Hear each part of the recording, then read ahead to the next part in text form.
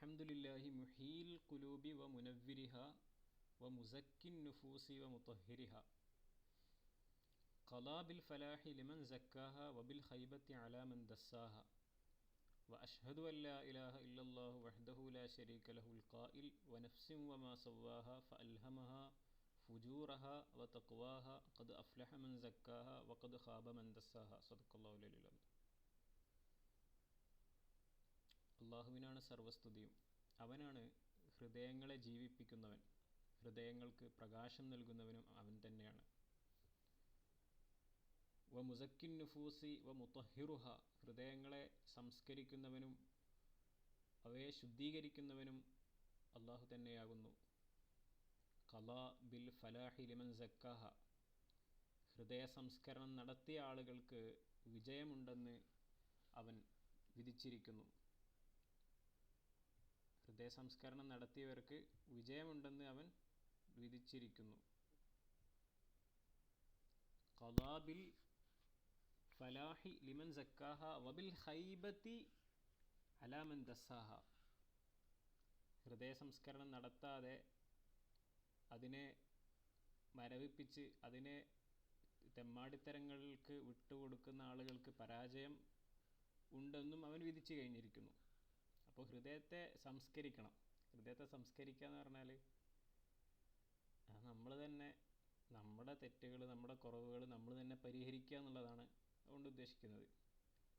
ഓരോ പ്രശ്നങ്ങളും മനസ്സിലാക്കി പഠിച്ച് അത് ക്ലിയർ ചെയ്ത് ഹൃദയം ശുദ്ധീകരിച്ച് നന്നാക്കി വെളുപ്പിച്ചെടുക്കുന്ന പരിപാടിയാണത്. വ അഷ്ഹദു അൻ ലാ ഇലാഹ ഇല്ലല്ലാഹു വഹ്ദഹു ലാ ശരീക ലഹു അൽ ഖായിൽ, അള്ളാഹു അല്ലാതെ മറ്റൊരു ആരാധ്യനില്ലെന്ന് നമ്മൾ എന്ത് ചെയ്യുന്നു? ഷഹാദത്ത് ചെയ്യുന്നു. അവനെന്താ പറഞ്ഞേ? വ നഫ്സിൻ വ മാ സവ്വാഹ ഫഅൽഹമഹ ഫുജൂറഹ വ തഖ്വാഹ ഖദ് അഫ്ലഹ മൻ സക്കാഹ വ ഖദ് ഖാബ മൻ ദസ്സാഹ. ഈ ആയത്തുകളിൽ പ്രധാനമായിട്ടും പറയുന്നത് ഹൃദയ സംസ്കരണം നടത്തുന്നവർ വിജയിച്ചു, സംസ്കരണം നടത്താത്തവർ പരാജയപ്പെട്ടു. അപ്പോൾ ഹൃദയ സംസ്കരണം നടത്തിയാലേ നമുക്ക് വിജയിക്കാൻ പറ്റുള്ളൂ. അതിനുള്ള ഒരു വഴിത്തിരിവാണ് ഈ കിതാബ് എന്ന് പറയുന്നത്. പിന്നെ ഇതിൽ പറയുന്നത് നബി സല്ലല്ലാഹു അലൈഹി വസല്ലമ തങ്ങൾക്ക് സ്വലാത്തും സലാമും ഉണ്ടാവട്ടെ. അതുപോലെ തന്നെ കമാ അർസൽനാ ഫീക്കും റസൂലൻ മിൻകും യത്ലു അലൈക്കും ആയാതിനാ വയുസക്കീക്കും വയുഅല്ലിമുക്കുമുൽ കിതാബ വൽ ഹിക്മത വയുഅല്ലിമുക്കും മാ ലം തകൂനു തഅലമൂൻ. റസൂലുള്ളാഹി സ്വല്ലല്ലാഹു അലൈഹി വസല്ലം തങ്ങളുടെ വിശേഷണമായിട്ട് പറഞ്ഞതെന്താ? നിങ്ങളിലേക്ക് അയച്ചിരിക്കുന്നു, റസൂലിനെ അയച്ചിരിക്കുന്നു. റസൂൽ ചെയ്യുന്ന ഡ്യൂട്ടി എന്താ? യുസക്കീക്കും യത്ലു അലൈക്കും ആയാതിന. ഒന്നാമത്തെ ഡ്യൂട്ടി എന്ന് പറയുന്നത് വിശുദ്ധ ഖുർആൻ, അള്ളാഹുവിൽ നിന്നുള്ള കൽപ്പനകൾ, അതുപോലെ തന്നെ വിരോധനകൾ, ഇതെല്ലാം നമുക്ക് പറഞ്ഞു തരിക എന്നുള്ളതാണ്. അതോടൊപ്പം വരുന്ന മറ്റൊരു ഡ്യൂട്ടിയാണ് തസ്കിയത്ത്. വയുസക്കീക്കും, നിങ്ങളെ ശുദ്ധീകരിക്കും, ആത്മസംസ്കരണം നടത്തും. വയുഅല്ലിമുക്കുമുൽ കിതാബ വൽ ഹിക്മത, നിങ്ങൾക്ക് കിതാബും ഹിക്മത്തും പഠിപ്പിച്ചു തരും. വയുഅല്ലിമുക്കും മാ ലം തകൂനു തഅലമൂൻ, നിങ്ങൾക്ക് അറിയാത്തത് പലതും പഠിപ്പിച്ചു തരും. അങ്ങനെയുള്ള നബിയെ നിങ്ങൾക്ക് നമ്മൾ അയച്ചു തന്നില്ലേ? ഫദ്കുറൂനി അദ്കുർക്കും, അപ്പോൾ നിങ്ങൾ എന്നെ സ്മരിക്കുക. എന്നെ സ്മരിക്കുക എന്ന് പറയുമ്പോൾ അള്ളാഹുവിനെ എല്ലാ നിമിഷവും നമ്മുടെ ശ്രദ്ധയിലുണ്ടാവുക. അവൻ വിരോധിച്ച കാര്യങ്ങൾ ചെയ്യാതിരിക്കുക. ഇതെല്ലാം അതിൻ്റെ പരിധിയിൽ വന്നു. നാവ് കൊണ്ട് ദിക്റ് ചെല്ലുന്നതും അതിൻ്റെ പരിധിയിൽ വന്നു. വഷ്കുറൂലി, എനിക്ക് നന്ദി ചെയ്യുകയും ചെയ്യുക. വലാ തക്ഫുറൂൻ, ഞാൻ അനേകം എണ്ണിയാലൊടുങ്ങാത്ത അനുഗ്രഹങ്ങൾ നിങ്ങൾക്ക് ചെയ്തു തന്നിട്ടുണ്ട്, അതിന് നിങ്ങൾ നന്ദി കേട് കാണിക്കാതിരിക്കണം എന്നും കൂടെ വിശുദ്ധ ഖുർആൻ പറഞ്ഞു വെക്കുകയാണ്. റസൂലുള്ളാഹി സ്വല്ലല്ലാഹു അലൈഹി വസല്ലം തങ്ങൾക്ക് തങ്ങളുടെ മേലിൽ സ്വലാത്തും സലാമും ധാരാളമായിട്ടുണ്ടാവട്ടെ. അല്ലാഹുമ്മ സ്വല്ലി വസല്ലിം അലാ അമീനിക്കൽ മഅ്മൂനിൽ ഹാദി ഇലാ സിറാത്തിക്കൽ മുസ്തഖീം സയ്യിദിനാ മുഹമ്മദിൻ വഅലാ ആലിഹി വഅഹ്ലി ബൈത്തിഹി അല്ലദീന അദ്ഹബ്ത അൻഹും അർരിജ്സ വതഹഹർതഹും തത്ഹീറ. അഹ്ലു ബൈത്തിൻ്റെ മേലും റസൂലുള്ളാഹി സ്വല്ലല്ലാഹു അലൈഹി വസല്ലം തങ്ങളുടെ മേലും പിന്നെ അഹ്ലു ബൈത്തിൻ്റെ മേലും സഹാബത്തിൻ്റെ മേലും ഒക്കെ സ്വലാത്തും സലാമും ഉണ്ടാവട്ടെ. വഅലാ മൻ സാറ ഫീ ത്വരീഖിഹിമിൽ ഖവീമി ബിഖൽബിൻ സലീം, അവരെ ആ മാർഗത്തിൽ പിന്തുടർന്ന ആളുകൾക്ക് അവരുടെ മേലിലും സ്വലാത്തും സലാമും ഉണ്ടാവട്ടെ എന്ന്. അമ്മാ ബഅദു, ഇനി വിഷയത്തിലേക്ക് വരികയാണ്. മുഖദ്ദിമ എന്താ പറയുന്നത്? ഫഖദ് ഖാലല്ലാഹു തആല ലഖദ് മന്നല്ലാഹു അലൽ മുഅ്മിനീന ഇദ് ബഅസ ഫീഹിം റസൂലൻ മിൻ അൻഫുസിഹിം യത്ലു അലൈഹിം ആയാതിഹി വയുസക്കീഹിം വയുഅല്ലിമുഹുമുൽ കിതാബ വൽ ഹിക്മത വഇൻ കാനൂ മിൻ ഖബ്ലു ലഫീ ളലാലിൻ മുബീൻ. തീർച്ചയായും അല്ലാഹു സുബ്ഹാനഹു വ തആല വിശ്വാസികൾക്ക് അപാരമായ അനുഗ്രഹം ചൊരിഞ്ഞു നൽകിയിട്ടുണ്ട്. അവർക്ക് ഒരു അല്ലെങ്കിൽ ഒരു വലിയ മഹത്വങ്ങൾക്ക് ഉടമയായ റസൂലിനെ അവരിലേക്ക് പറഞ്ഞയച്ചതുകൊണ്ട് അവരിൽ നിന്ന് തന്നെയുള്ള ഒരാളെയാണ് റസൂലുള്ളാഹി സ്വല്ലല്ലാഹു അലൈഹി വസല്ലം തങ്ങളെ അല്ലാഹു തആല തിരഞ്ഞെടുത്തത്, പ്രവാചകനായിട്ട് തിരഞ്ഞെടുത്തത്. അവർക്ക് യത്ലു അലൈഹിം ആയാതിഹി, അവർക്ക് വിശുദ്ധ ഖുർആൻ ഓതിക്കൊടുക്കും, അവരെ സംസ്കരിക്കും, ഹൃദയ സംസ്കരണം നടത്തും, അവർക്ക് കിതാബും ഹിക്മത്തും പഠിപ്പിച്ചു കൊടുക്കും. വഇൻ കാനൂ മിൻ ഖബ്ലു ലഫീ ളലാലിൻ മുബീൻ, അവർ പൂർണ്ണമായി ഒന്നും അറിയാത്ത അവസ്ഥയിലായിരുന്നു ഉണ്ടായിരുന്നത്. ആ സമയത്താണ് അവർക്ക് ഈമാനിൻ്റെ വെളിച്ചം പകർന്നു കൊടുത്തുകൊണ്ട് റസൂലുള്ളാഹി സ്വല്ലല്ലാഹു അലൈഹി വസല്ലം തങ്ങൾ വന്നത്. അള്ളാഹു വീണ്ടും പറഞ്ഞു, ഹുവല്ലദീ ബഅസ ഫിൽ ഉമ്മീന റസൂലൻ മിൻഹും യത്ലു അലൈഹിം ആയാതിഹി വയുസക്കീഹിം വയുഅല്ലിമുഹുമുൽ കിതാബ വൽ ഹിക്മത വഇൻ കാനൂ മിൻ ഖബ്ലു ലഫീ ളലാലിൻ മുബീൻ. ഉമ്മീങ്ങളായിട്ട് എഴുത്തും വായനയും അറിയാത്തൊരു സമുദായം, അല്ലെങ്കിൽ കിതാബ് ഇറക്കപ്പെടാത്തൊരു സമുദായം, ഇങ്ങനെ പല അർത്ഥങ്ങളുണ്ട് ഉമ്മീൻ എന്ന പദത്തിന്. ആ സമുദായത്തിലേക്ക് അള്ളാഹു ഒരു പ്രവാചകനെ അയച്ചു. അവർക്ക് ആ അള്ളാഹുവിൻ്റെ ആയാത്തുകൾ ഓതിക്കൊടുക്കുന്നു, അവർക്ക് ഹൃദയ സംസ്കരണം നടത്തുന്നു, ഹിക്മത്തും കിതാബും പഠിപ്പിച്ചു കൊടുക്കുന്നു. അങ്ങനെയുള്ള ഒരു പ്രവാചകൻ അല്ലാഹു തആല അയച്ചിരിക്കുന്നു. ഖദ് അഫ്ലഹ മൻ തസക്ക വദക്കറ സ്മ റബ്ബിഹി ഫസല്ല. ഖദ് അഫ്ലഹ മൻ തസക്ക, ഹൃദയ സംസ്കരണം നടത്തിയവർ വിജയിച്ചു. വദക്കറ സ്മ റബ്ബിഹി, അള്ളാഹുവിൻ്റെ പേര് പറഞ്ഞു അല്ലെങ്കിൽ അവനെ സ്മരിച്ചു. ഫസല്ല, അങ്ങനെ അവന് വേണ്ടി പ്രാർത്ഥിച്ചു, അവനോട് നിസ്കരിച്ചു, അവനിക്ക് വേണ്ടി ആരാധനകൾ അർപ്പിച്ചു. അങ്ങനത്തെ ആളുകളും വിജയിച്ചിട്ടുണ്ട്.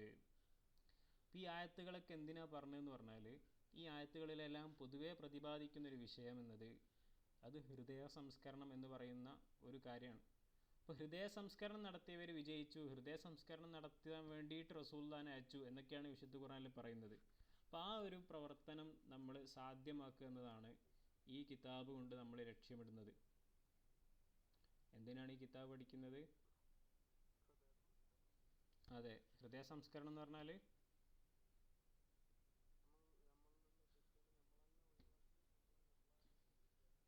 Very good.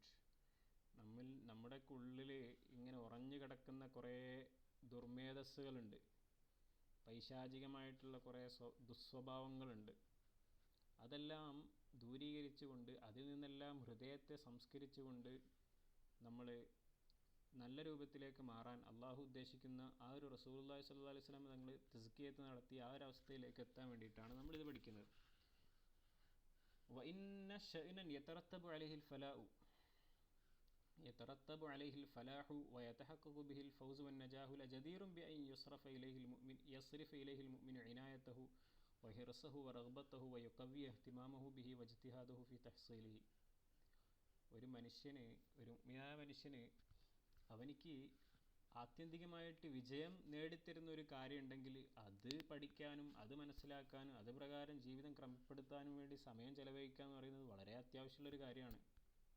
വലഖദ് വറസ റസൂലുള്ളാഹി സ്വല്ലല്ലാഹു അലൈഹി വസല്ലമ ഉമ്മതഹു ഫി ബലാഗിഹി അൻ റബ്ബിഹി മാ യുസ്ലിഹുഹും വയഹ്ദീഹിം വയക്ഫീഹിം വയുറഖീഹിം ഫി തൻദീമി ഹറക്കത്തിൽ ഹയാത്തി വൽ മുആമലാത്തി ബൈനഹും മിൻ അഹ്കാമിൽ ഇസ്ലാം. റസൂലുള്ളാഹി സ്വല്ലല്ലാഹു അലൈഹി വസല്ലം തങ്ങൾ എന്ത് ചെയ്തിട്ടുണ്ട്? അവിടുത്തെ ഉമ്മത്തിന് അനന്തര സ്വത്ത് എന്ന പോലെ റസൂലുള്ളാഹി സ്വല്ലല്ലാഹു അലൈഹി വസല്ലം തങ്ങൾ കൈമാറിയിട്ടുണ്ട്. എന്താ കൈമാറിയത്? അവർക്ക് ആവശ്യമായ അറിവുകൾ. എങ്ങനെയുള്ള അറിവുകൾ? അവർക്ക് ഹൃദയ സംസ്കരിക്കാനുള്ളതും അവരെ നന്നാക്കാനുള്ളതും അവരെ ഉന്നതമായ തലങ്ങളിലേക്ക് എത്തിക്കാനും ഒക്കെ ആവശ്യമായിട്ടുള്ള ഇൽമുകൾ റസൂലുള്ളാഹി സ്വല്ലല്ലാഹു അലൈഹി വസല്ലം തങ്ങൾ നമുക്ക് നൽകിയിട്ടാണ് ഇവിടുന്ന് പോയത്. അതുപോലെ തസ്ഹീഹി മുഅ്തഖദാതിഹിം മിൻ ഉലൂമിൽ ഈമാൻ, അവരുടെ ഈമാനികമായിട്ടുള്ള വിശ്വാസങ്ങളൊക്കെ ഊട്ടി ഉറപ്പിക്കാൻ ആവശ്യമായ ഇൽമുകളെല്ലാം എന്ത് ചെയ്തിട്ടുണ്ട്? തന്നിട്ടാണ് നമ്മിൽ നിന്ന് ഇവിടെ പറഞ്ഞത്. വമാ യുഹ്കിമൂന ബിഹിൽ ഇസ്ലാമ വൽ ഈമാന അലാ വജ്ഹി സിദ്ഖി വൽ ഇഖ്ലാസി فيتحققون بحقائقهما مرتقين قمة الذوق والوجدان من علوم الإحسان. ഈമാൻ കാര്യങ്ങൾ, അതുപോലെ തന്നെ ഇസ്ലാം കാര്യങ്ങൾ. ഇസ്ലാം എന്ന് പറഞ്ഞാൽ പ്രാക്ടീസാണ്. നിസ്കാരം, നോമ്പ്, ഹജ്ജ്, അതുപോലെ തന്നെ സക്കാത്ത്, ഈ പറഞ്ഞ കാര്യങ്ങളൊക്കെ, ജമാഅത്ത്, ജുമുഅ, ഇതൊക്കെ ഇസ്ലാമിൻ്റെ ഓരോ ഇസ്ലാമിൻ്റെ ബാഹ്യമായ പ്രകടനങ്ങളാണ്, അതിനുള്ള ഉദാഹരണങ്ങളാണ്. അതേസമയം ഇഹ്സാൻ, അങ്ങനെ ആ ഇബാദത്തുകളിലൂടെ ഇങ്ങനെ ഊന്നി ഉലൂമുൽ ഇഹ്സാൻ എന്ന് പറയുന്നത് അത് വേറൊരവസ്ഥയാണ്. അതായത് ഈ ആരാധനകളിൽ ഒരു ഉന്നതമായ ഒരവസ്ഥയിൽ നമുക്ക് ആരാധനകൾ അള്ളാഹുവിന് അർപ്പിക്കാൻ കഴിയുക എന്നുള്ളതാണ്.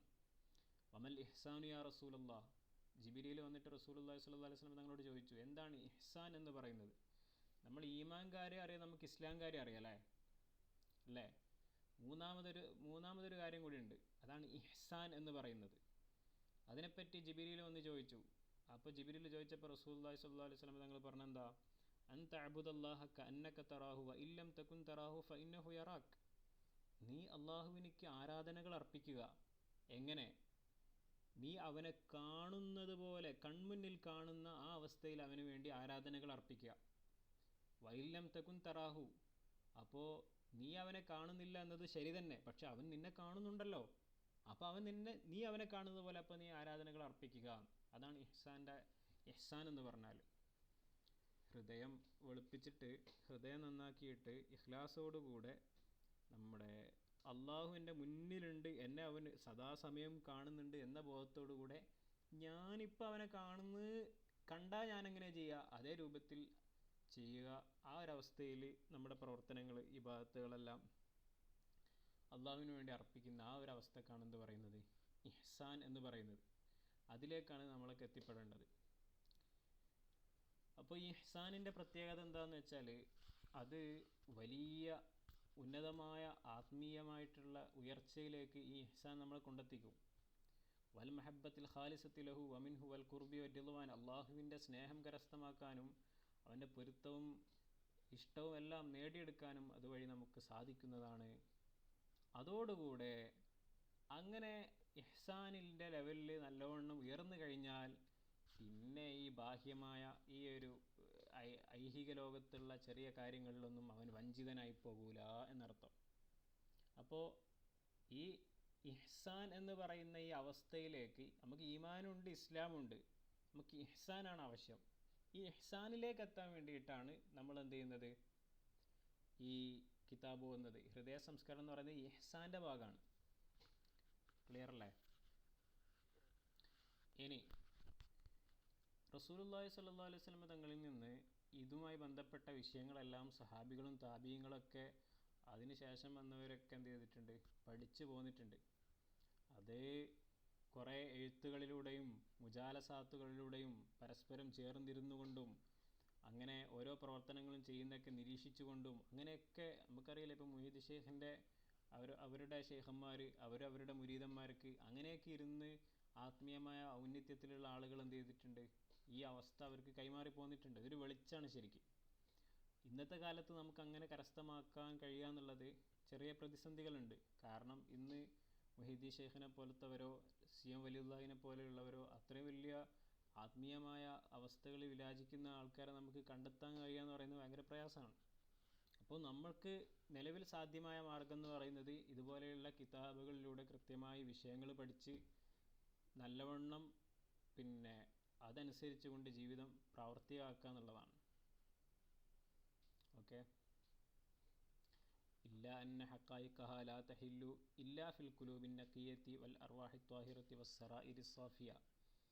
ഈ പറയുന്ന ആത്മീയമായ വെളിച്ചങ്ങൾ അത് ലഭിക്കണമെങ്കിൽ ആദ്യം ഹൃദയം ശുദ്ധിയാകണം. വെളിച്ചമുള്ള ക്ലീനായിട്ടുള്ള ഹൃദയത്തിലെ നല്ല ആശയങ്ങൾ, ഇതുപോലെയുള്ള ഉന്നതമായ ആശയങ്ങൾ പതിക്കുകയുള്ളൂ. ഏതുപോലെ കണ്ണാടി അത് ഫുള്ള് കച്ചറ പിടിച്ച് കിടക്കുകയാണെങ്കിൽ അതിലേക്ക് നമ്മൾ വല്ലതും അതിലൂടെ നോക്കിക്കഴിഞ്ഞാൽ ക്ലിയറായിട്ട് കാണാൻ കഴിയുമോ? ഇല്ല. അതേസമയത്ത് അത് ക്ലീൻ ചെയ്ത് കഴിഞ്ഞാലോ കഴിയും. അപ്പോൾ ആ രൂപത്തിലാണ് നമ്മുടെ ഹൃദയങ്ങളെ നമ്മൾ മാറ്റിയെടുക്കേണ്ടത്.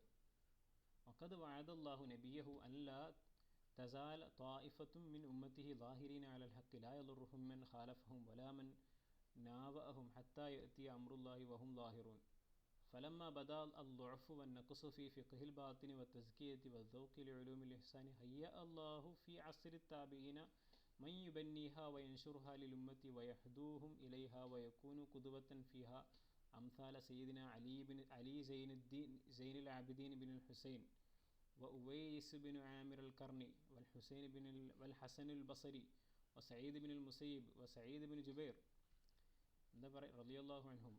അതായത് പണ്ട് സ്വഹാബത്തിൻ്റെ കാലത്ത് പിന്നെ ഈ ആത്മീയ വിഷയങ്ങൾ കൂടുതലായിട്ട് ഇങ്ങനെ ചർച്ച ചെയ്ത് അതിന് ഒരു പ്രത്യേക രൂപത്തിൽ ക്ലാസ്സുകളൊക്കെ അങ്ങനെ എടുത്തു കൊടുക്കേണ്ട ആവശ്യമൊന്നുമില്ലായിരുന്നു. അക്കീദ തസവുഫ് ക്ലാസ് പ്രത്യേകിച്ച് എടുത്തു കൊടുക്കേണ്ട ആവശ്യമില്ലായിരുന്നു. കാരണം അവർക്ക് റസൂലുള്ളാഹി സ്വല്ലല്ലാഹു അലൈഹി വസല്ലം തങ്ങളിൽ നിന്നുള്ള ആ ഒരു സുഹബത്ത് കൊണ്ട് തന്നെ അവരുടെ ഹൃദയങ്ങൾ പ്രകാശിച്ചു കഴിഞ്ഞിരുന്നു.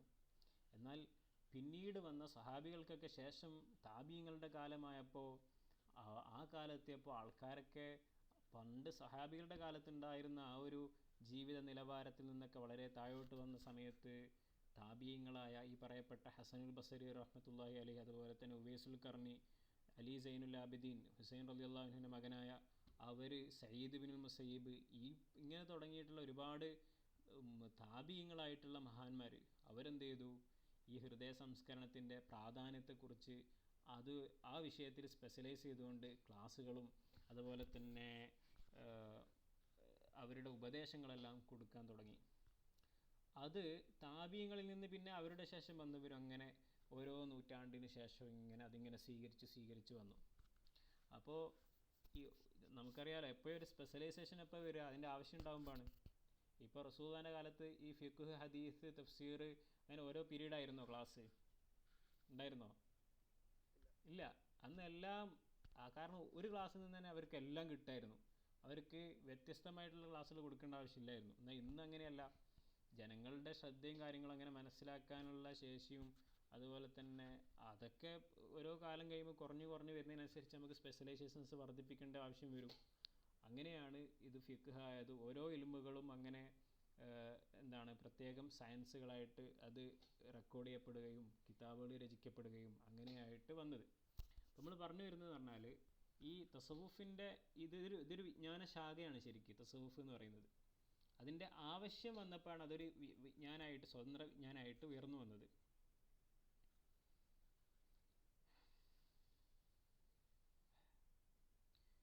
ഏതുപോലെ ഇപ്പം 3-ാം നൂറ്റാണ്ടിലും 2-ാം നൂറ്റാണ്ടിലൊക്കെ പിന്നെ ഫിഖ് കൃത്യമായിട്ട് ഇങ്ങനെ രേഖപ്പെടുത്തി മദ്ഹബുകൾ ക്രോഡീകരിച്ച് അങ്ങനെ കൊണ്ടുവരേണ്ട ആവശ്യം വന്നു. പണ്ടൊക്കെ ഒരുപാട് മുജ്തഹിദീങ്ങളുണ്ടായിരുന്നു. ഷാഫി ഇമാമിനെ പോലെ, മാലിക് ഇമാമിനെ പോലെയുള്ള ഒരുപാട് ആളുകൾ പണ്ട് അവരുടെയൊക്കെ മുന്നുള്ള കാലത്ത് ജീവിച്ചിരുന്നു. പിന്നീട് ആളുകൾക്ക് അങ്ങനെ ഇജ്തിഹാദ് ചെയ്ത് കണ്ടെത്താനുള്ള സാധ്യതയൊക്കെ കുറഞ്ഞു വന്നപ്പോൾ ഈ 4 മദ്ഹബുകാരെന്ത് ചെയ്തതാണ്, അത് വളരെ ശക്തമായിട്ട് രേഖപ്പെടുത്തിയതാണ് ഹിജ്റ 2-3 നൂറ്റാണ്ടുകളിൽ. അതുകൊണ്ട് ഉപകാരം അതിന് ശേഷം വന്നവർക്ക് കിട്ടി. അപ്പോൾ ആവശ്യം വരുമ്പോഴാണ് ഓരോന്ന് റെക്കോർഡ് ചെയ്യപ്പെടുന്നത് എന്നാണ് നമ്മളിപ്പോൾ പറഞ്ഞത്.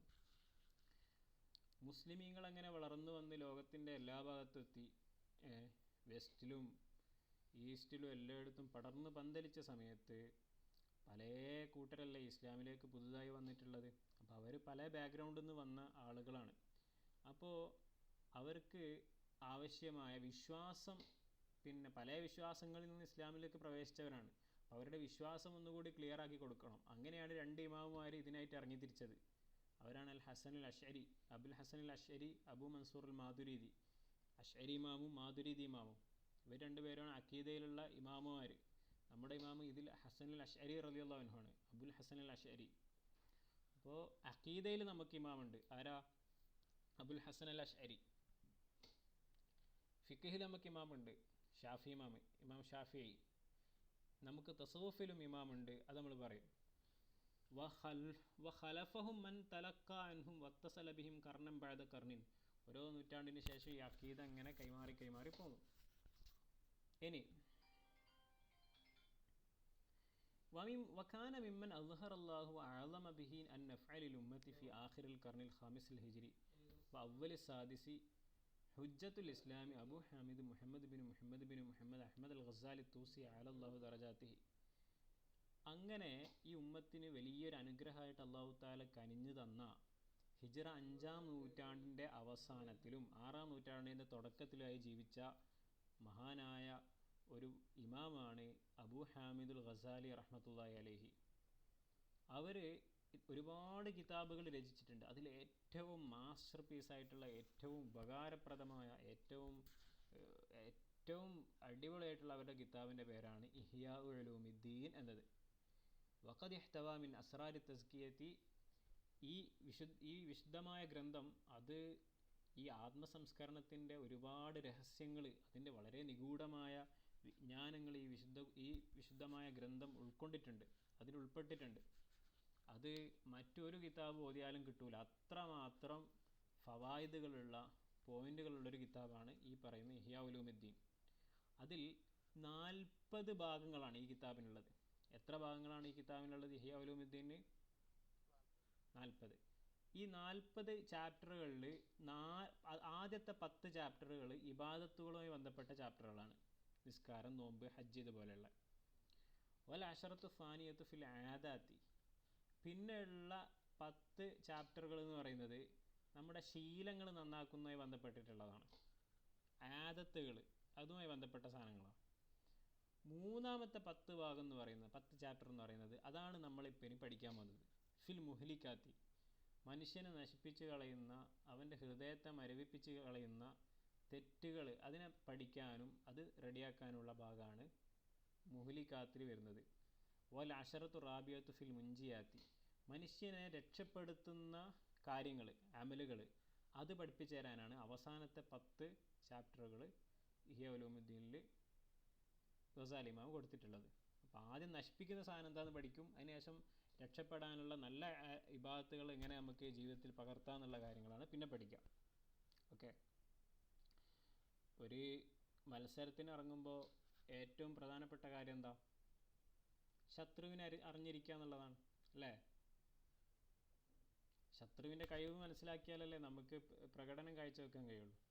അപ്പോൾ ഈ ശത്രുവിനെ മനസ്സിലാക്കണമെങ്കിൽ നമ്മുടെ പോരായ്മകളും അതുപോലെ തന്നെ നമ്മുടെ ശത്രുവിൻ്റെ ശക്തിയും ഇത് രണ്ടും മനസ്സിലാക്കണമെങ്കിൽ ഈ അധ്യായം നമുക്ക് ഓതൽ വളരെ അനിവാര്യമാണ്. പിശാച് എങ്ങനെയെല്ലാം നമ്മെ വഴിതെറ്റിക്കും, നമ്മുടെ ശരീരേച്ഛ എങ്ങനെയൊക്കെ നമ്മെ വഴിതെറ്റിക്കും, നമുക്ക് എന്തൊക്കെ പോരായ്മകളുണ്ട്, നമുക്ക് എന്തൊക്കെ രോഗങ്ങളുണ്ട്, ഇത് തിരിച്ചറിയുന്ന സമയത്താണ് നമ്മൾ എന്ത് ചെയ്യുക,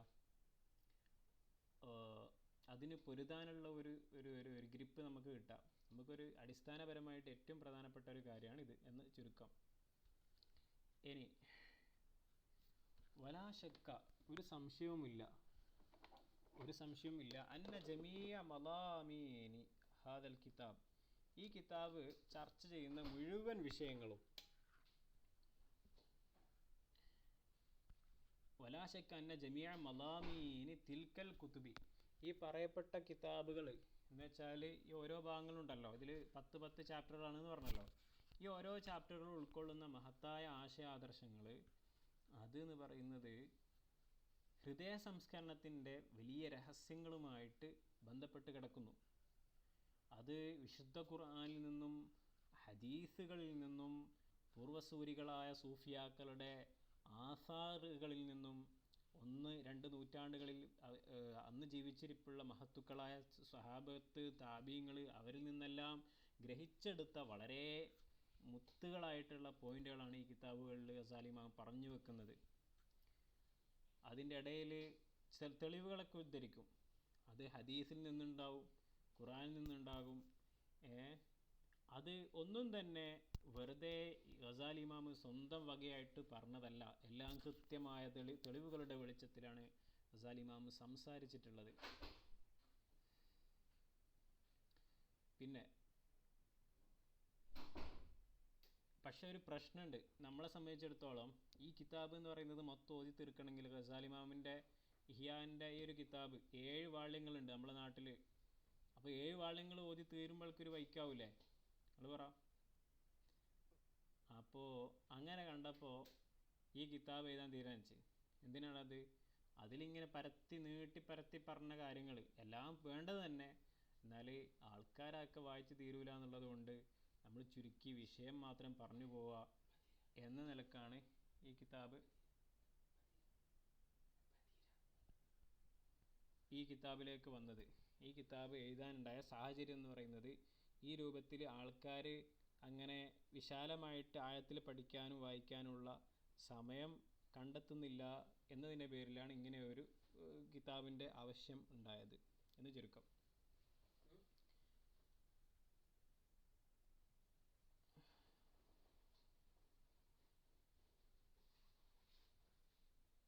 രണ്ട് 20-നാണ് തുടങ്ങിയത്, 2:53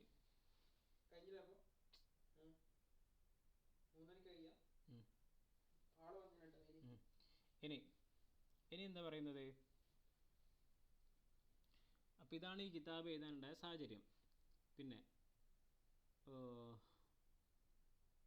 അപ്പോൾ ഈ വിശുദ്ധമായ ഈ കിതാബ് ഇത് ഇഹ്യാ ഉലൂമുദ്ദീൻ പറഞ്ഞതിൻ്റെ രത്ന ചുരുക്കാണ്. അപ്പോൾ ഇത് ഹൃദയ സംസ്കരണം ആഗ്രഹിക്കുന്ന ആളുകൾ ഉപയോഗപ്പെടുത്തണം എന്നതാണ് ഇവിടെ പറഞ്ഞു വെക്കുന്നത്. അതുപോലെ തന്നെ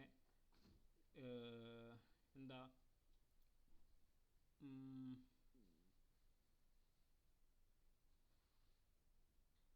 അതെ, ഈ ഒരു വിഷയമാണ് ഇവിടെ മുഅല്ലിഫ് പറഞ്ഞു വെക്കുന്നത്. അതിന് വേണ്ടിയിട്ടാണ് ഈ കിതാബ് എഴുതിയത്. അതിന് പേര് വെച്ച എന്താ? ഖബസുൻ നൂരിൽ മുബീൻ മിൻ ഇഹ്യാ ഉലൂമുദ്ദീൻ. ഇഹ്യാ ഉലൂമുദ്ദീനിൽ നിന്നും പിടിച്ചെടുത്ത ഒരു ഒരു തീപ്പന്തം എന്നർത്ഥം വെക്കാം. അപ്പോൾ ഇഹ്യാ ഉലൂമുദ്ദീൻ എന്ന് പറയുന്ന വലിയൊരു ഒരു തീക്കുണ്ടാരം, അത്രയും വിശാലമായിട്ട് പ്രകാശം നൽകുന്ന ഒരു തീക്കുണ്ടാരത്തിൽ നിന്ന് ഒരു തിരി വെളിച്ചം, അത് മാത്രമാണ് ഈ കിതാബ്. അത് അവരുടെ വിനയത്തിൻ്റെ പേരിൽ അവർ പേരിട്ടതാണ് ഈ കിതാബിന്. അപ്പോൾ ആ ഒരു വെളിച്ചം നമ്മുടെ ഹൃദയത്തിലേക്ക് കൂടെ നമുക്ക് ഈ കിതാബിൽ നിന്ന് കൊണ്ടുപോകാൻ കഴിയണം. അതാണ് ഈ കിതാബിൻ്റെ പരമമായിട്ടുള്ള താല്പര്യം എന്ന് ഹബീബ് ഉമർ ബിൻ ഹഫീൽ അവരുടെ മുഖദ്ദിമയായിട്ട് ഈ കിതാബിനെ പറ്റി പറഞ്ഞു വെച്ചതാണ്. ഇനി ഞാൻ ചുരുക്കിയിട്ടാണ്, എല്ലാ ഭാഗവും ഫുള്ളായിട്ട് വായിച്ചിട്ടില്ല. ആശയം ഞാൻ സംക്ഷിപ്തമായിട്ടാണ് ഇപ്പോൾ ഉള്ള മുഖദ്ദിമേൻ്റെ ഭാഗം പറഞ്ഞത്. ഇതുവരെ പറഞ്ഞത് എന്തോ ഡൗട്ടുണ്ടോ? ഇനി നമ്മൾ ചർച്ച ചെയ്യുന്നത് ഒന്നാമത്തെ കിതാബായ അജായിബുൽ കൽബാണ്. ഇനി നമ്മൾ ചർച്ച ചെയ്യുന്നത് എന്താണ്? അജായിബുൽ കൽബ്. നമ്മൾ ഹൃദയത്തിൻ്റെ അത്ഭുതങ്ങൾ മനസ്സിലാക്കാനാണ് നമ്മൾ ആദ്യം ശ്രമിക്കുന്നത്. ഓക്കെ, ഹൃദയത്തിൻ്റെ കുറച്ച് അത്ഭുതങ്ങളാണ്. ഇത് കുറച്ച് മനസ്സിലാക്കാൻ ചെറിയൊരു പ്രയാസമൊക്കെ തോന്നും, പക്ഷെ അങ്ങനെ വലിയ പ്രയാസമൊന്നും ഉണ്ടാവില്ല. വായിച്ചു പോയാൽ ഡൗട്ട് ഉണ്ടെങ്കിൽ നമുക്ക് ക്ലിയർ ചെയ്ത് പോവാം. അൽഹംദുലില്ലാഹിൽ മുത്തലി അലാ ഖഫിയാത്തി സറായിരി അൽ ആലിമി ബിമക്നൂനാത്തിൽ ളമായിർ വസ്സലാത്തു വസ്സലാമു അലാ സയ്യിദിൽ മുർസലീൻ വജാമിഇ ശംലിദ്ദീൻ വഅലാ ആലിഹി ത്വയ്യിബീൻ ത്വാഹിരീൻ. അമ്മാ ബഅദ്. സലാത്തും ഹംദ്, സലാത്ത്, സലാം എന്നിവയ്ക്ക് ശേഷം മനുഷ്യൻ്റെ ഷറഫ്, അവൻ്റെ ഫളീലത്ത് എന്ന് പറയുന്നത് അത് അള്ളാഹുവിനെ അറിയാൻ തീരുമാനിക്കുന്നിടത്താണ്. ഒരു മനുഷ്യൻ്റെ വില, അവൻ്റെ മഹത്വം എന്ന് പറയുന്നത്, വിശുദ്ധ ഖുർആന് മനുഷ്യന്മാരെ മഹത്വപ്പെടുത്തിയിട്ടുണ്ട്. ഭൂമിയിലും ആകാശത്തിലൊക്കെ അള്ളാഹു തആല മുഴുവനും പടച്ചു വെച്ചത് മനുഷ്യന്മാർക്ക് വേണ്ടിയിട്ടാണെന്ന് വിശുദ്ധ ഖുർആൻ പറയുന്നത്. ഇങ്ങനെയുള്ള ഒരു മനുഷ്യന്മാർ, അവർ യഥാർത്ഥത്തിൽ ആ മഹത്വത്തിന് അർഹരാകുന്ന മനുഷ്യന്മാരാവുക എന്ന് പറയുന്നത് അവർ അള്ളാഹുവിനെ അറിയണം എന്ന് തീരുമാനിച്ചിറങ്ങുന്ന സമയത്താണ് എന്നർത്ഥം. അപ്പോൾ അള്ളാഹുവിനെ അറിയാൻ വേണ്ടിയിട്ട് തീരുമാനിച്ചിറങ്ങണം. അതേ സമയത്ത് ആ അള്ളാഹുവിനെ അറിയാന്ന് പറയുന്നത് എന്താ? അത് ഫഹിയ ഫിദ്ദുന്യ ജമാലുഹു വ കമാലുഹു വ ഫഖ്റുഹു വ ഫിൽ ആഖിറതി ഉദ്ദത്തുഹു വ ദുഖ്റുഹു. അള്ളാഹുവിനെ ദുനിയാവിൽ അറിയാൻ കഴിഞ്ഞാൽ അത് ഭയങ്കര സൗന്ദര്യമാണ്, ഭയങ്കര മനോഹരമാണത്, അവൻ്റെ പൂർണ്ണതയാണത്, അവൻ്റെ മഹത്തായ വലിയ സ്ഥാനമാണത്, ഫഖ്റാണത്. ആഖിറത്തിലോ അവനിക്ക് ഒരു സൂക്ഷിപ്പ് സ്വത്തായിട്ട് അവനിക്ക് ആഖിറത്തിലേക്ക് കൊണ്ടുപോകാൻ കഴിയുന്നൊരു കാര്യം കൂടിയാണ്. എന്ന് വെച്ചാൽ ഒരു മനുഷ്യൻ ചെയ്യുന്ന ഇബാദത്തുകളുടെ ഏറ്റവും പരമമായിട്ടുള്ള ഏറ്റവും ടോപ്പ് ലെവലുള്ള സാധനമാണ് അള്ളാഹുവിനെ അറിയാൻ വേണ്ടിയുള്ള പരിശ്രമം എന്ന് പറയുന്നത്. അപ്പം അത്രയും വലിയൊരു ഇബാദത്ത് നമുക്ക് ചെയ്തുകൂടെ? നമ്മൾ നിസ്കരിക്കേണ്ടത്, നോമ്പ് വെക്കേണ്ടത്, ഇങ്ങനത്തെ എല്ലാ ഇബാദത്തുണ്ട്. ഇതിൻ്റെയൊക്കെ പരമമായ ലക്ഷ്യം നമ്മൾ അള്ളാഹുവിനെ അറിയാമെന്നുള്ള ഒരു താല്പര്യം നമ്മുടെ മനസ്സിൽ രൂപപ്പെടുത്തിക്കൊണ്ട് ഞാൻ അള്ളാഹുവിനെ അറിയാൻ തീരുമാനിച്ചിരിക്കുന്നു, അള്ളാഹുവിൻ്റെ മാരിഫത്തിലേക്ക് എത്താൻ തീരുമാനിച്ചിരിക്കുന്നു, എനിക്കും ഔലിയാക്കന്മാരൊക്കെ പ്രവേശിച്ച ഒരു വഴിയിലേക്ക് എത്തണം എന്നൊരു ആഗ്രഹത്തോടുകൂടി അതിനുവേണ്ടി അധ്വാനിക്കാൻ തുടങ്ങുക എന്ന് പറയുന്നത് തന്നെ ഭയങ്കര പവറാണ്. അങ്ങനെ ഒരാൾ തീരുമാനിച്ച് അപ്പം തന്നെ മരിച്ചു പോയാലും ഓന് പാരത്രിക ലോകത്ത് വലിയ സ്ഥാനം ഉണ്ടാവും. ഇന്ന മസ്തഅദ്ദലിൽ മഅരിഫത്തി ബി ഖൽബിഹി. അപ്പോൾ ഒരാൾ അള്ളാഹുവിനെ അറിയാൻ വേണ്ടി തീരുമാനിച്ചു കഴിഞ്ഞാൽ ഓനെങ്ങനെ അറിയാം? അള്ളാഹിനെ ഡയറക്റ്റ് കണ്ണുകൊണ്ട് കാണാൻ കഴിയുമോ ദുനിയാവിൽ വെച്ച്? ഇല്ല. ചെവി കൊണ്ട് കേൾക്കാൻ കഴിയോ? ഇല്ല. ഹൃദയം. അപ്പോൾ അതിനുള്ള വഴി എന്ന് പറയുന്നത് ഹൃദയമാണ്. ഫൽ ഖൽബു ഹുവൽ ആലിമു ബില്ലാഹി. ഹൃദയമാണ് അള്ളാഹുവിനെ അറിയുന്ന ആൾ, അറിയേണ്ട ആൾ. വൽ മുതഖദ്ദിബു ഇലല്ലാഹി. ഹൃദയമാണ് അള്ളാഹുവിനോട് അടുക്കുന്ന ആൾ. വൽ ആമിലു ലില്ലാഹി. അള്ളാഹുവിന് വേണ്ടി പണിയെടുക്കുന്ന ആൾ ആരാണ്? ഹൃദയമാണ്. വസ്സായി ഇലല്ലാഹി. അള്ളാഹുവിലേക്ക് നടന്ന് ചെല്ലുന്ന ആൾ ആരാണ്? ഹൃദയമാണ്. വൽ മുകാശഫു ബിമാ ഇൻദല്ലാഹി വലദൈഹി. അള്ളാഹുവിൻ്റെ തജല്ലിയാത്തുകൾ, അള്ളാഹുവിനെ കുറിച്ചുള്ള അമൂല്യമായ അറിവുകൾ, ഇതെല്ലാം ലഭിക്കുന്ന ആളും ആരാ? അതും ഹൃദയം തന്നെയാണ്, വേറെ ആരുമല്ല. വൽ ജവാരിഹു അത്ബാഉൻ വ ഖദമുൻ വ ആലാത്ത്. ശരീരത്തിൻ്റെ മറ്റ് അവയവങ്ങൾ എന്ന് പറഞ്ഞാൽ ഈ മാനേജറുടെ കീഴിലുള്ള സ്റ്റാഫുകളാണ്. ഹൃദയം എന്ന് പറയുന്ന, മനസ്സ് എന്ന് പറയുന്ന നമ്മുടെ മാനേജറുടെ സ്റ്റാഫുകളും അതിൻ്റെ അത്ബാഴ്, അതിൻ്റെ ഫോളോവേഴ്സും, വ ഖദമുൻ, അതിൻ്റെ എന്താ പറയുക സെർവൻസും, വ ആലാത്ത്, അതിൻ്റെ കുറച്ച് ഉപകരണങ്ങളൊക്കെയാണ്. മെയിൻ ആരാണ്? ഹെഡ് എന്ന് പറയുന്നത് നമ്മൾ ഹൃദയമാണ് അല്ലേ? നമ്മൾ എന്ത് ചെയ്യാൻ തീരുമാനിക്കുന്ന സമയത്തും നമ്മുടെ മനസ്സ് പറയുന്നതല്ലേ നമ്മൾ ചെയ്യൽ? മനസ്സല്ലേ നമ്മൾ നമ്മുടെ ശരീരത്തിന് ഏത് അവയവമാണെങ്കിലും അതിനോട് കൽപ്പിക്കുന്നത്, അത് ചെയ്യാൻ വേണ്ടി കൽപ്പിക്കുന്ന ആളാരാ? ഹൃദയമാണ്. അപ്പോൾ ആ ഹൃദയമാണ് അള്ളാഹുവിലേക്ക് നടന്നെത്തേണ്ട ആളും. അപ്പോൾ ഇന്നൽ ഖൽബ വൻ നഫ്സ വറൂഹ വൽ അഖ്ല തുത്ലഖു അലാ മആനിൻ. ഒരുപാട് അർത്ഥങ്ങൾക്ക് ഈ പറഞ്ഞ പദങ്ങൾ പ്രയോഗിക്കും. ഏത്? ഖൽബ്, നഫ്സ്, റൂഹ്, അഖ്ല് തുടങ്ങിയ പദങ്ങളൊക്കെ. എന്താണത് സാധനം എന്ന് ചോദിച്ചാൽ എന്താണ്? ഹൃദയം എന്ന് പറഞ്ഞാൽ എന്താ? നിങ്ങൾ പറയും. മനസ്സ് എന്ന് പറയുന്ന സാധനം എന്താ? നമ്മളിപ്പോൾ ഇങ്ങനെ ചിന്തിക്കുന്ന ഒരു സാധനം ഉണ്ടല്ലോ, മനസ്സ് എന്ന് പറയുന്നുള്ളത്. അതെവിടെയുള്ള എന്താ സംഭവം? എന്താ? അതാണ് അതിനെപ്പറ്റി. അതെ. അപ്പോൾ ഗസാലിമാൻ പറയുന്നത് വഹുവ ലത്തീഫത്തുൻ റബ്ബാനിയത്തുൻ റൂഹാനിയത്തുൻ. അത് എന്ന് പറഞ്ഞാൽ അത് പടച്ചോൻ്റെ ഒരു ദൈവികമായ ഒരു ചൈതന്യമുള്ള ഒരു ആത്മാവായിട്ട് കണക്ഷനുള്ള ഒരു പ്രത്യേകമായ ഒരു സാധനമാണ് അത് ഹൃദയം എന്ന് പറയുന്നത്, മനസ്സ് എന്ന് പറയുന്നത്. അതെന്താണെന്ന് വെച്ചാൽ അത് ഇന്നതാണെന്ന് പറയുന്ന പോലെ ഇത് കൈയാണ്, ഇത് കാലാണ്, ഇത് ചെവിയാണ് എന്ന് പറഞ്ഞ പോലെ കാണിച്ചു കൊടുക്കാൻ പറ്റുന്ന ഒരു സാധനമല്ല എന്നർത്ഥം. മനസ്സിലായോ? അതൊരു ചൈതന്യമാണ്, നമ്മുടെ ശരീരത്തിൽ ഉള്ള ഒരു ചൈതന്യമാണ്. ഹിയ ഹഖീഖത്തുൽ ഇൻസാൻ. മനുഷ്യൻ നമ്മൾ പറയുമ്പോൾ ഈ ബാഹ്യമായ ഈ ജഡ ഉണ്ടല്ലോ, ഈ കൈയും കാലും മുഖവും തലയൊക്കെ ഉള്ള ഇതല്ല ശരിക്കും മനുഷ്യൻ എന്ന് പറയുന്നത്. ആ മനസ്സാണ് ഒരു മനുഷ്യൻ്റെ ഒരു മനുഷ്യൻ എന്ന് പറയുന്നത്. വൽ മുദരിക്കുൽ ആരിഫു മിൻഹു. എല്ലാ കാര്യങ്ങളും അറിയുന്നതും തീരുമാനിക്കുന്നതും എല്ലാം മെയിൻ ഡിസിഷൻസ് ഒക്കെ എടുക്കുന്നതും ഒരു മനുഷ്യൻ്റെ മെയിൻ സാധനം എന്ന് പറഞ്ഞാൽ ആ മനസ്സാണ്. ഇപ്പോൾ ഒരു ഉദാഹരണത്തിന് ഒരാൾ എന്ത് ചെയ്തു? വേറൊരാളെ കൊന്നു കൂട്ടാ. അപ്പോൾ ഒന്ന് ഇയാളെ കൈയാണ്, കൊല്ലാൻ വേണ്ടി ഉപയോഗിച്ച കത്തി ഉപയോഗിച്ചത് ഈ കൈയാണ്. ശരിക്കും ഈ കൈ എന്ന് പറയുന്നത് നിരപരാധിയല്ലേ? ഈ മനസ്സ് എന്ന് പറയുന്ന മൂപ്പര് ഓർഡർ കൊടുക്കും, ഈ കൈ ചെയ്യുന്നു. ഈ മനസ്സ് ഓർഡർ കൊടുത്തോണ്ടല്ല ചെയ്യുന്നത്. അപ്പോൾ ഈ കൈക്ക് ചെയ്യൂല എന്നിട്ട് മാറിക്കാൻ വയ്യോ മനസ്സ് ചെയ്യാൻ പറഞ്ഞാൽ? ഇല്ല. അപ്പോൾ അവിടെ തീരുമാനം എടുക്കുന്ന ആൾ മനസ്സാണ്. എന്ന് പറഞ്ഞാൽ ഏതൊരു മനുഷ്യൻ്റെയും ഈ കുറ്റം ചെയ്ത ആളെ ശരിക്കും ശിക്ഷിക്കേണ്ട ആ മനസ്സിനെയാണ്. എന്തെങ്കിലും അഭിപ്രായം? ഒരാൾ വേറെ ആൾ കൊന്ന്, അപ്പോൾ അതിന് ശിക്ഷ കൊടുക്കേണ്ടത് ഈ മനസ്സിനല്ലേ, കൊന്ന ആളുടെ. ക്ലിയർ അല്ലേ? അപ്പോൾ മനസ്സ് എന്ന് പറയുന്നതാണ് ഒരു മനുഷ്യൻ്റെ അടിസ്ഥാനം എന്ന് പറയുന്നത്. ഒരു മനുഷ്യൻ്റെ അടിസ്ഥാനം എന്ന് പറയുന്നത് മനസ്സാണ്. ഈ മനസ്സ് ക്ലിയർ ചെയ്യാൻ വേണ്ടിയിട്ടാണ് നമ്മൾ ഈ വിശുദ്ധമായ കിതാബ് നമ്മൾ പാരായണം ചെയ്യുന്നത്. ഓക്കെ. ഇനി ഇത് പല പേരുകളിൽ അറിയപ്പെടും മനസ്സ് എന്നുള്ളത്. അതാണ് നമ്മളിപ്പോൾ പറഞ്ഞ ഖൽബ്, നഫ്സ്, റൂഹ്, അഖ്ല്. ഇതെല്ലാം കൊണ്ട് ഉദ്ദേശിക്കുന്നത് ആ ഒരു ആത്മീയമായ ചൈതന്യം എന്നതാണ്. ഈ ഫഹാദിഹിൽ ലത്തീഫത്തുൽ ആലിമത്തുൽ മുദ്രിക്കത്തു മിനൽ ഇൻസാനി ഖത്തുസമ്മ ഖൽബൻ ഔ റൂഹൻ ഔ അഖ്ലൻ ഔ നഫ്സൻ. ഇതിനെപ്പറ്റി നമ്മൾ ചിലപ്പോൾ റൂഹ് എന്ന് പറയും, ചിലപ്പം ഖൽബ് എന്ന് പറയും, ചിലപ്പോൾ അഖ്ല് എന്ന് പറയും, ചിലപ്പോൾ നഫ്സ് എന്ന് പറയും. ഉദ്ദേശം എന്താ? എല്ലാം കൊണ്ടുള്ള ഉദ്ദേശം എന്ന് പറയുന്നത് നമുക്കറിയാം. ആ മനസ്സ് എന്ന് പറയുന്ന സംഭവം നമുക്ക് എന്താണെന്ന് മനസ്സിലായല്ലോ. ഉള്ളിലുള്ള ഒരു ചൈതന്യം, അത് എവിടെയാണ് തൊട്ട് കാണിക്കാനും കഴിയില്ല. അതുപോലെ കമ അന്നൽ കൽബ കദ് യുത്ലഖു അലൽ ലഹ്മി സംബൂരി ഔ സനൗബരി അശ്ശക്ലി അൽ മൂദഇ ഫിൽ ജാനിബിൽ ഐസരി മിന സദ്രി.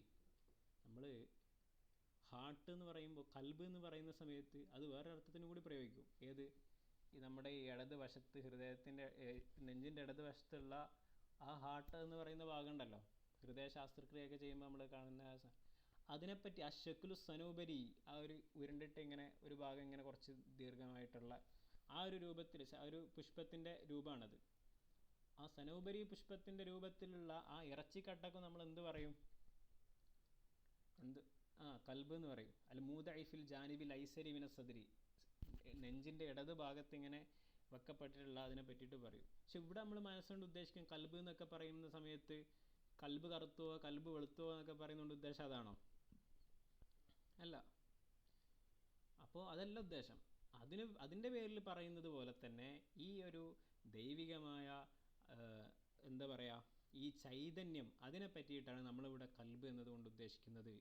വഹാദൽ കൽബു മൗജൂദുൽ ബഹായിമി, ഈ ഇറച്ചി കഷ്ണം എന്നുള്ള കൽബുണ്ടല്ലോ, അത് മനുഷ്യന്മാർക്ക് മാത്രമല്ല എല്ലാ ജീവികൾക്കും ഉണ്ട്.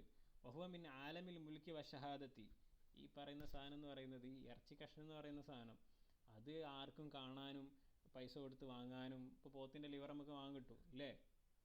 അപ്പോൾ അതിനെ പറ്റിയല്ല നമ്മളിപ്പോൾ ചർച്ച ചെയ്യുന്നത്. അതെല്ലാ ജീവികൾക്കുള്ളതാണ്. അത് എല്ലാ ജീവികൾക്കുള്ളതുപോലെ മനുഷ്യനും ആ ഒരു സാധനമുണ്ട്. ഇവിടെ നമ്മുടെ ഉദ്ദേശം എന്ന് പറയുന്നത് അത് ഒരു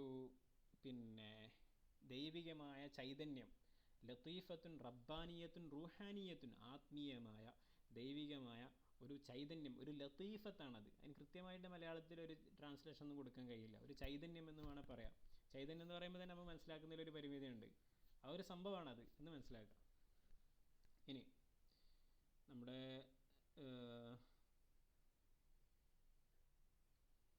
സമയം ഏകദേശം അവസാനിച്ചിട്ടുണ്ട്. പിന്നെ ഇനി പറയുന്നത്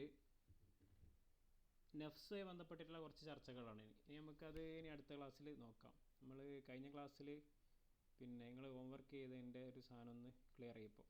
ഓക്കെ, അതൊന്ന് എടുക്കി.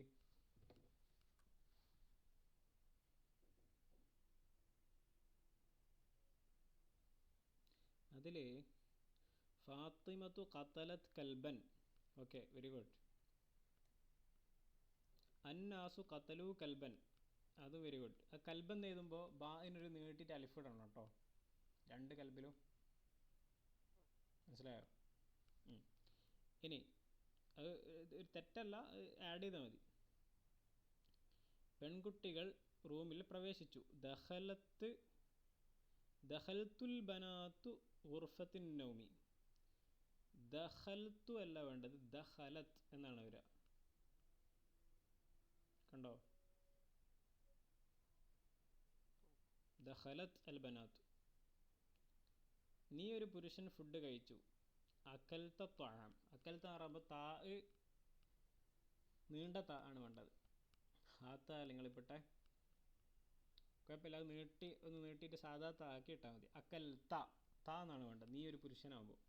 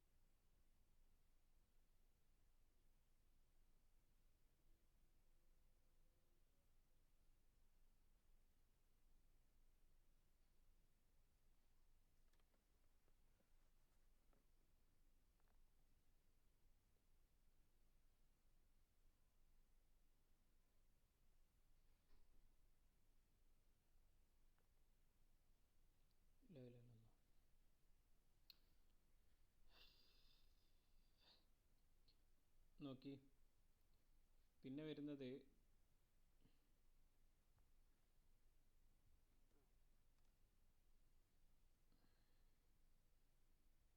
അടുത്ത ഉദാഹരണം എന്തായിരുന്നു നിങ്ങൾ എഴുതിയ?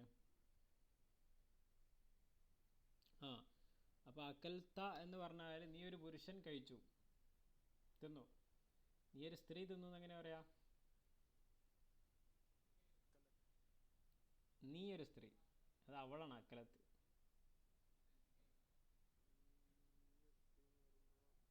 അക്കൽത്തി. അക്കൽത്ത എന്ന് പറഞ്ഞാൽ നീ ഒരു പുരുഷൻ തിന്നു. അപ്പം അക്കൽത്തി എന്ന് പറഞ്ഞാൽ എന്നാ നീ ഒരു സ്ത്രീ ഭക്ഷണം കഴിച്ചു എന്ന് പറയും.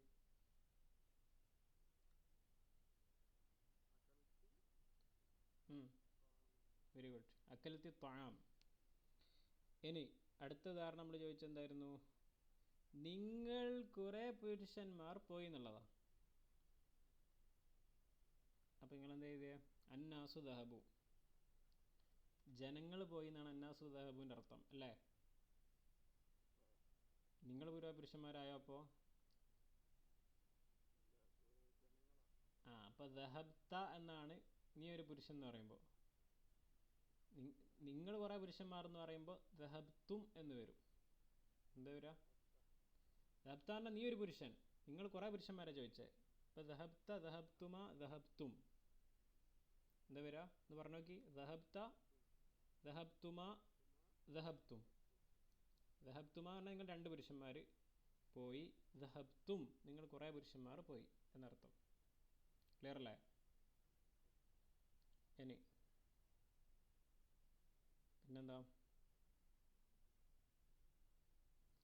നീ ഒരു സ്ത്രീ പ്രവേശിച്ചു, അത് വായിക്കി. എന്താ എഴുതിയത്? Very good, ദഖൽത്തി.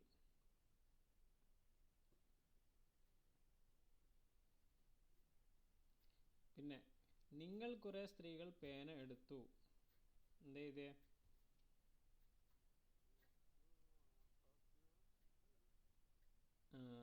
അതല്ല, നെഹ്നു എന്ന് പറഞ്ഞാൽ നമ്മൾ എന്നർത്ഥം, വി. അപ്പോൾ നിങ്ങൾ കുറേ സ്ത്രീകൾ, നീ ഒരു സ്ത്രീ എടുത്തു എന്ന് എങ്ങനെ പറയാ? അഹദ്, നീ ഒരു സ്ത്രീ. അഹദ് ത അല്ലേ? അല്ല, അഹദ്തി. അഹദ്തി എന്ന് പറഞ്ഞാൽ നീ ഒരു സ്ത്രീ എടുത്തു അല്ലേ? ഉറപ്പല്ലേ?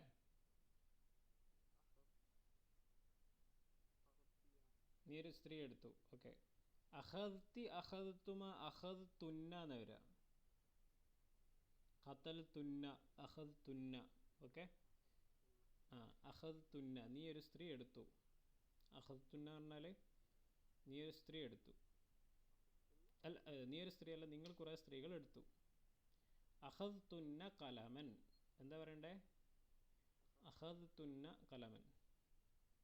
പിന്നെ എട്ടാമത്തെ ഉദാഹരണം, ഞാൻ പന്നിയെ കൊന്നു. ഖതൽതുൽ ഖിൻസീറ. വെരി ഗുഡ്, ഖതൽതുൽ ഖിൻസീറ. ഞങ്ങൾ വായിച്ചു. നഹ്നു കറക്റ്റാ, നീയല്ലേ? നീ ഒരു പുരുഷനല്ലേ? നെഹ്നു എന്ന് പറഞ്ഞാൽ നമ്മൾ. ഓക്കെ. പിന്നെ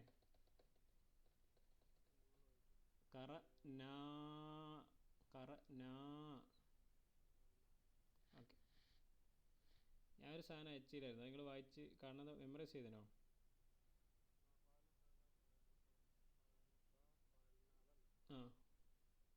പിന്നെ എന്താ പറയും? ഒരു പ്രാവശ്യം നോക്കിക്കോളി, എന്നിട്ട് പറഞ്ഞാൽ മതി. ഒന്ന് ജസ്റ്റ് നോക്കിക്കോ.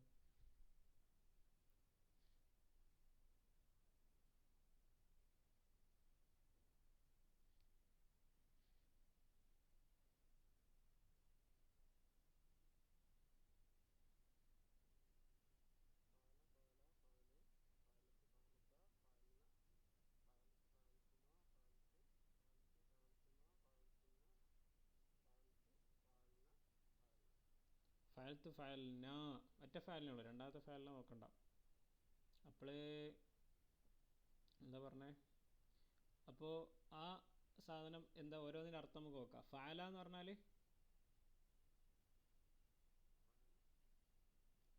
അവനൊരു പുരുഷൻ പ്രവർത്തിച്ചു. അവനൊരു പുരുഷനാണ്. ദഹബ എന്ന് പറഞ്ഞാൽ അവനൊരു പുരുഷൻ പോയി. ഖത്തല എന്ന് പറഞ്ഞാൽ എന്ത് ചെയ്തു? കൊന്നു. Very good. പിന്നെ ഫഅല, ഫഅല എന്ന് പറഞ്ഞാൽ അവർ രണ്ട് പുരുഷന്മാർ പോയി. ഫഅലു എന്ന് പറഞ്ഞാൽ അവർ കുറേ പുരുഷന്മാർ എന്താക്കി? പോയി. ഫഅലത്ത് എന്ന് പറഞ്ഞാൽ, ഫഅലത്ത എന്ന് പറഞ്ഞാൽ, ഫഅൽന എന്ന് പറഞ്ഞാൽ വെരി ഗുഡ്. എന്നാ ചോദ്യം, അൻ നിസാ എന്ന് പറഞ്ഞാൽ സ്ത്രീകൾ എന്നാണ് അർത്ഥം. നിസാ, നിസാ എന്ന് പറഞ്ഞാൽ സൂറത്തു നിസാ ഒക്കില്ലേ, സ്ത്രീകൾ എന്നാണ് അർത്ഥം. അൻ നിസാ അവർ കൊന്നു എന്നാണ് പറയണ്ടേ, സ്ത്രീകൾ കൊന്നു. എങ്ങനെ പറയാ? അൻ നിസാ. Very good. അൻ നിസാ ഖത്തൽന. നീട്ടരുത്, നീട്ടിയാൽ പിന്നെ ഫഅൽന എന്നുള്ളതായിപ്പോയി, നമ്മൾ എന്നുള്ളതായിപ്പോയി. വ്യത്യാസം അതാണ്. ഇനി ഫാത്തിമത്തു ഖദീസത്തു കൊന്നു. ഫാത്തിമയും ഖദീസയും കൊന്നു. എങ്ങനെ പറയാ? ഫാത്തിമത്തു ഖദീസത്തു രണ്ടാളും ഇനി കൊന്നു എന്നാ പറയണ്ടേ. Very good. ഖതലത. എന്താ വരാ? ഖതലത. ഫഅലത എന്നതുപോലെ. ഫഅലത്, ഫഅലത. ഇനി അടുത്ത ക്വസ്റ്റ്യൻ. ഫഅൽത്ത എന്ന് പറഞ്ഞാൽ അതല്ല, ഫഅൽത്ത, ഫഅൽത്ത പ്രസന്റായി.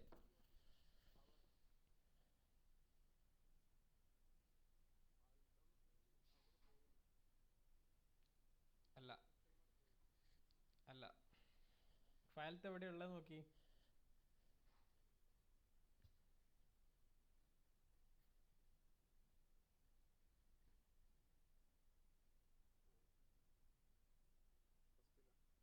ഏത് ലൈനിലുള്ള ഫഅൽത്ത നോക്കി. ഫസ്റ്റ് ലൈനിലെവിടെ ഫഅൽത്ത?